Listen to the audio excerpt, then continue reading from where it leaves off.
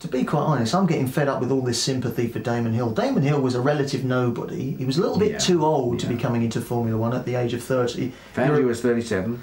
Yeah, but times have changed. Yes, all right, you know, yes, I agree with that. You know, these days a 30-year-old going into Formula One is a veteran, really, and he didn't have a track record. And Frank Williams said to Damon, "I'll take you under my wing, my boy. I'll give you millions of pounds. I'll give you the best equipment. I'll give you the chance to become a world champion." And Damon, in return, has complained about his salary repeatedly. He hasn't won the world championship that he's had the equipment to win for several years, and everybody's talking about Damon as if he's some poor kid on a work experience scheme who's been sacked. I mean, let's not forget this man's made millions of pounds out of this sport. Yeah, I take your point, and I agree with you.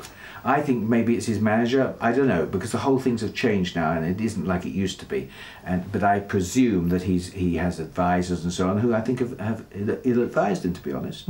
Be interesting to see what Damon's response is when he gets his bill from his advisor at the end of the year, won't it? When he's told that for services rendered he's got to pay X amount of money, and in fact what he's got at the end of that year is he's lost his job at the best team. What compensation will he claim from his manager? He might be getting a counter bill. Yeah, very good point.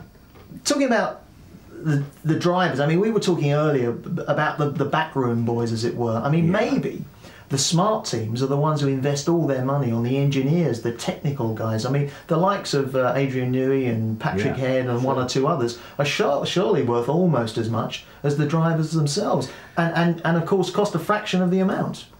I think that's very true, because if you've got the best car, as at the moment the Williams is, you then get obviously the choice of the drivers. And as Frank has proven, you can get the choice of the drivers at a relatively low sum compared with the other ones. So I agree with you. I think that the designers do deserve a tremendous amount, and I don't know. I honestly don't know what Adrian Newey's wages are, but I wouldn't think they're anything like Damon's.